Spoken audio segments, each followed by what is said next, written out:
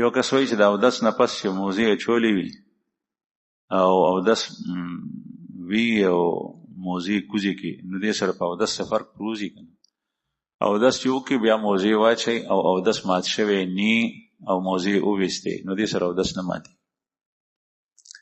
اودس اله ماتیږي، یعنی فرق راځي په اودس باندې چې کله اودس مات شوی وي موضوع باندې مسح وشوه، اوس نه. لیکن چې تر څو پورې اودس نه دی مات شوی دا داسې لکه چې تا موزې نه دي اچولي. وایي بعضې خلک اللهم انت السلام ومنک السلام سره لاس اوچتوي او بعضې نه اوچتوي. ستا خوښه ده که اوچتوي هم دا دعام ده، اللهم انت السلام، یا الله ته سلام یې، ته سلام یې، یعنی د هر عیب او نقص نه ته محفوظ یې. ومنک السلام، او سلامتیا هم ستاره طرف نه ده. نو چې بنده کله دا وایي چې یا الله سلامتیا ستاره طرف نه ده، مطلب دا دی چې ما ته سلامتیا راک. او چې دعا سړی غواړي نو لاس اوچتولی شي. یو کس وایي چې موږ په کور کې د جمعې په شپه باندې درود وایو، دا صحیح ده او که نه؟ او په آخر کې لږ جهري ذکر کوو، آیا دا دعا کارونه صحیح دي او که نه؟ درود شریف چې وایي نو هم ځان ته وایي، خیر دی که په یو ځای کې ناست او ځان ته وایي. او جهري ذکر چې کوم دی نو دا مه کوئ، بلکې تسبیحات وایي، لا اله الا الله، استغفار. جهري ذکر چې سلسلې سره څوک منسلک وي بیا مجاز وي، د شیخ د طرف نه اجازت ورکړی شوی، نو هغه کولی شي. اسې جهري ذکر که ځان ته یو سړی کوي نو کولی شي. یو کس وایي چې یو سړی غالب ګمان دا دی چې د ښځه بدچلنه ده، د شریعت رو سره آیا دا سړی د خپله ښځه قتلولی شي؟ نه، تر څو پورې چې صراحتاً لیدلی نه، بیا د هغې دپاره خپل حکم دی، رجم دی. او چې دا یې نه لیدي نو د ګمان په بنیاد باندې ښځه نشي وژلی.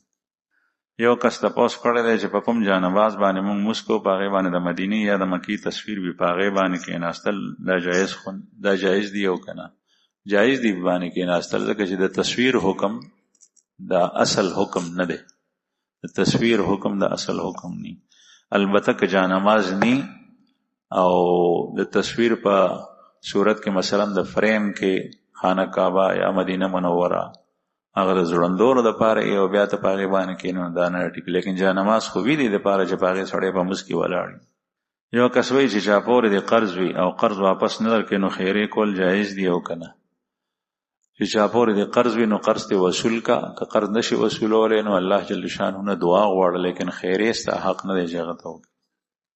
یو کس وایي چې کوم مسلمان بهر لاړ شو د ویزې دپاره د یو غیر مسلم سره لیکلي دي پیپر میرج، دا اوکي نو دا ګناه خو نه ده. د غیر مسلم سره نکاح کیږي نه، غیر مسلم سره مشرک ښځې سره کافر سره نکاح نه کیږي.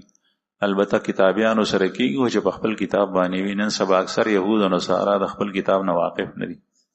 یو کس تپوس کړی دی چې یو سړی دی بل ته په هدیه کې ګډ راوست، اوس دغه سړی په هغې باندې قرباني کوي، قرباني په هغه ګډ کیږي او په باندې کیږي چې ګډ دومره عمر وي چې قرباني وي. نو چې کله دې سړی ته هدیه کو د په خپله پیسې نه دي ورکړي، او چې هدیه کو نو هدیه سره دی مالک وګرځېدو، اوس چې کله مالک شو نو د قرباني کولی شي. یو کس وایي چې یو سړی په خوب کې نبی کریم صلی الله علیه وسلم ولیدو، نو د ده دا خوب رښتیا او دروغ د دې به څنګه پته لګي؟ چې کله دا خوب وویني او چې کوم کس د خوب په تعبیر ورکولو کې ماهره دی هغه ته بیان کی، بیا به پته ولګي د رښتیا او د دروغ. مخکې نه د تخمیني قایمول نه دي پکار. د خوب معامله داسې ده چې د هغې د لیدو سره تعلق. یو کس تپوس کړی دی چې تعویذ باره کې تاسو وایي د نظر تعویذ وي یا که بل یو تعویذ وي. د تعویذ حکم هغه چې کوم صحیح لیک وي په هغې کې د شرع مطابق هغه تعویذ جایز دی، او چې صحیح لیک پکې نی غیر شرعي لیک وي پکې تحریر وي نو هغه نه دی جایز. تعویذ د عربی ژبې لفظ دی، اردو کې استعمالیږي، پښتو کې استعمالیږي. تعویذ معنی په عربی کې دا کسی کو الله کے پناہ میں دینا، دا الله په پناه کې ورکول څوک. زمونږ خو پیغمبر صلی الله علیه وسلم به هم خپل وصی دمول او دا الله د رسول نه بعضې دمونه داسې نقل لی. یو د جاهلیت د زمانې تعویذونه او دمونه به کېدل چې په هغې کې به کفریه شرکیه الفاظ، دا الله رسول هغې نه منع وفرمایل. چې منع فرمایله نو بعضې خلک رالو حضرت انس صاحب وایي زما ماماګانو په ماماګانو کې یو ماما ته مې د لړم دم یادو نو د هغه څه خلک رالو د قوم او رسول الله صلی الله علیه وسلم ته وایي چې یا رسول الله تاسو خو د دې څیزونو دمونو نه او رقیې نه منع فرمایلي ده او مونږ خو د لړم دم اچو نو رسول الله صلی الله علیه وسلم دې تپوس کړی وی داسې اچو نو هغه جایز و نو ورته یې وفرمایل چې کوئ چې یو مسلمان ته په خیر رسیدی شي چې خیر چاته ورسوي علاج یو کوم تعویز کاغه لیک وی او کاغه د خلی چوف وی دم وی چې کې د قران پاک آیاتی د رسول الله صلی الله علیه وسلم مأثور دعاګانی وی جائز کلمات وی هغه ټیک دی چور کوم تعویز چې پاغه کې د غیر عربی الفاظ او یا خلاف شرع الفاظ یا د جناتو پریانو دیوانو نه مدد غوسته شوی وي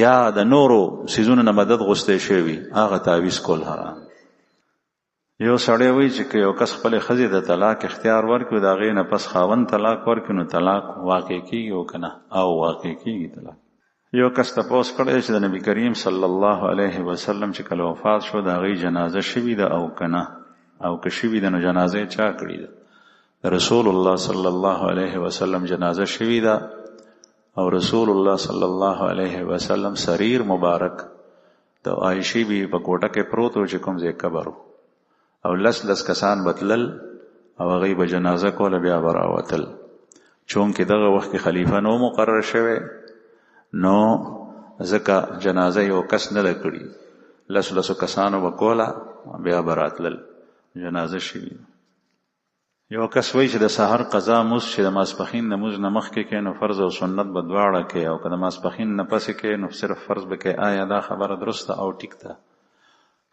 یو کس تپوس کړی دی چې د وړو بولو نه پس په آخر کې یو ساس کې سپین رنګ راځي آیا دې سره غسل واجبېږي او که نه دې سره غسل نه واجبېږي دې ته ودي وایي د فقه په اصطلاح کې د بولو نه علاوه چې د دې اندام نه کوم سیزونه روزي نو هغه درې قسمه دي یو منی ده یو مزی ده او یو ودی ده منی هغه احساس کړي چې د هغې نه ماشوم پیدا کېږي یتولد منه الولد او د دې خاص علامې دي او مزی هغه ده چې د منی نه مخکې دا روزي چې د سړي شوق سیوا کېږي نو دغه وخت کې احساس کې راځي او ودی هغه ده چې د بولو نه یا مخکې یا وروستو راځي منی راوتو سره غسل واجبېږي د مزی راوتو سره غسل نه واجبېږي او دس ماتېږي او دغسې ودي روزي د سپین ساس کې وي د پیو بشان د دې راوتو سره غسل نه واجبېږي او دس ماتېږي دا د هر انسان وی لیکن بعض انسان پتن لګي ښکاري نه او دا د الله جل شانه په قدرتونو سره دغه پیپ کې الله جل شانه د اساس کې اخی دی لکه د ګریسو بشان ځکه چې دا بول چې دی واړه نو دا تیزاب دی پخوا چې بنایي ماشوم سنت کو نو بیا به نور ولکانو ته ویلو کوم امتیاز یو کوي او بیا به په هغه لوښي کې راړي نو په هغې زخم باندې به واړولې نو زخم به ورسره ښه کېدو نن سبا نور داروګان دي نو دا تیزاب دی او تیزاب خطرناک شی دی او دا پیپ نازک دی په دې کې دا راځي لیکن دا سوځي ځکه نه چې په دې کې الله پاک د دې ساس کې تنظیم کړی دی ودی ده پکې نو دا د خدای قدرتونه دي بعضې سړي کې دا ماده ډېره لغونې نو هغه یا مخکې راشي یا وروسته نو هغه پریشانه شي هغه وایي چې زه بیمار یم او چې حکیم ته لاړ شي نو حکیم سره خو هغه ته خو ګاګ پکار دی د نن سبا حکیمان هغه وایي چې تا کې دا بیماري ده دا پریشاني سیوا کېږي چې زه خو د واده د کوره م ووتم نو په دې باندې غسل نشته صرف اودس پې ماتې یو کس وایي چې ما د خپل زوی نوم محمد خضر نوم مې اخی دی خلک وایي چې دا نوم ډیر زورور دی او دا ماشوم هر وخت ژاړي نو دا نوم ته لري که دا بدل که نه بدلولو ته ضرورت نشته محمد خضر نوم ټیک دی او دا هیڅ زورور نه دی نوم کې خل چې جایز نوم دی د خضر علیه السلام نوم خضر نو دا نوم کې خل جایز دی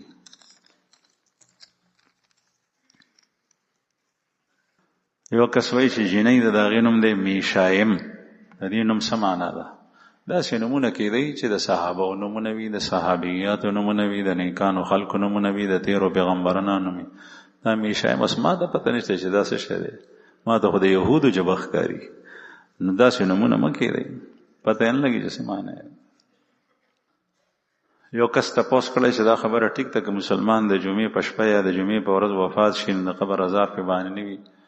نو دا شته دی، حدیثو کې راځي د جمعې د شپې ذکر هم راځي، د جمعې د ورځې ذکر هم راځي، خو دا د مؤمن دپاره ده او په عذاب کې تخفیف وي. او باقي که چېرې کافر په دې ورځ باندې مړ شي نو د هغې دا مطلب نه دی چې په کافر باندې هم عذاب نه وي. یو کس تپوس کړی چې 28 د رجب باندې د شپې خصوصي نفل عبادات د دې شرعي حیثیت څه دی؟ شرعي حیثیت یې نشته خاص. روزانه نفل عبادت کول د پېشمني په وخت کې رسول الله صلی الله علیه وسلم نه ثابت دي. تهجد په دغه شپه باندې خاص فضیلت نشته. البته د رمضان میاشت ته په هغې کې عبادات بیا ثابت دي ډېر.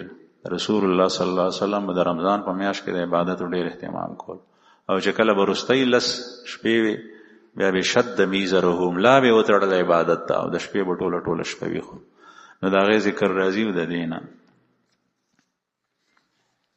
بل تپوس یې کړی دی چې سرکاري ملازمینو ته جیبي فنډ په مد کې چې څومره منافع میلاویږي د دې اخیستل څنګه دي؟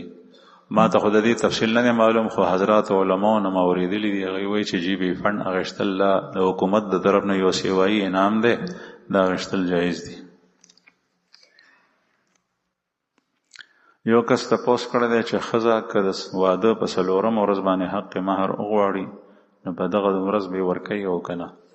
حق مهر یو نقد وي او یو قرض وي. یو ته په عربی کې معجل وي چې زر ورکولی کېږي، یو ته مؤجل وي حمزې سره چې هغه وروسته ورکولی کېږي. نو نقد مهر دا چې څنګه دغه هلک زلمی خپلې ښځې سره ملاقات کوي ړومبی نو ورکول پکار دي، د هغې د زړه د تسکین دپاره. او بیا چې کوم مؤجل قرض دی هغه چې کله د ده وس وشي نو بیا دې ورکړي. نو که چې دا شرط په نکاح کې لګولی وي نو بیا دا مطالبه په سختۍ سره کولی شي، که نه نو نه. دویم سوال یې کړی دی که چېرې ښځه دا ووایي چې ما حق مهر معاف کړی دی بیا یې څه موده پس وغواړي نو کېږي که نه؟ نو چې معافي کې هیبه شو او هغه سره دی نو دا معاف شو، بیا دوباره یې نشي غوستی.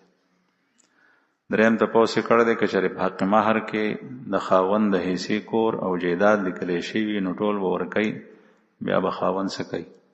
نو جواب یې دا دی چې دا څیزونه هله ښځه غواړي چې کله دی په منځ کې ناچاقي راشي. دویمه خبره دا ده چې کور کې حصه دا خو تر اوسه پورې لا د په خپل قبضه کې نه ده راغلي. که چېرې د دې هلک پلار موجود وي نو دا کور یې د پلار دی، د ده نه دی. او چې کله یو شی سړي سره نی نو نه په بل خرڅولی شي، نه هبه کې ورکولی شي، نه په یو عقد کې د هغې عوض ګرځېدی شي. دا خلک روان دي په دې باندې چې دا لیکي د میاشتې خرچه لیکل شروع شول، کور کې حصه لیکل شروع شول له مهر نه علاوه. او دغه شرایط نن سبا د ورانۍ سبب جوړېږي. د ښځې خاوند په منځ کې د ناچاقۍ سبب جوړ شي، دواړو کورونو په منځ کې د ناچاقۍ سبب جوړ شي. چې کومه نکاح کې څومره شرطونه ډېرېږي دومره هغې کې تکلفات ډېر وي نو د ورانۍ سبب جوړ شي. رسول الله صلی الله علیه وسلم فرمایي چې په ټولو کې آسانه نکاح او د خوشحالۍ نکاح هغه ده چې په هغې کې خرچه کموي، شرایط پکې کم دي. چې دا پکې ډېر شو، مثلا 10 لکه روپۍ به مهر ورکې او 20 تولې به کالې جوړې او کور کې به ورته برخه لیکې او د میاشتې به دومره خرچه ورکې. نو د دې مطلب خدا شو چې دا هغه سره ته حساب کتاب رسکشي ده. نو دا ښځه څنګه شوه، د دې اوس وخت څنګه تېرېږي. بل دا چې کور کې حصه دا د پلار د مر نه پس وي، چې پلار ژوندی دی په کور کې حصه نشته، چې یو شی د سره نشته دی. د الله رسول فرمایي لا تبع ما لیس عندک، جو چیز تیرے پاس نہیں ہے اس کو مت بیچو. او عقد نکاح دا عقد دے او مہر دا عوض دے د ملک بوزا نو دے دا څنګه ورکي. بعضې خلک دا خامخالي کی. یو کس وایي چې جمع ولاړو یو سړی رالو الله اکبر یو وی غوږونو ته لاس یوړل خو په نامه یې ونه تړل او نیغ لاړو روکۍ ته نموز یو شو که نه وشو. که لاس یې نه وي تړلي خو الله اکبر تکبیر یې په ولاړې ویلی وي نموز یې شوی.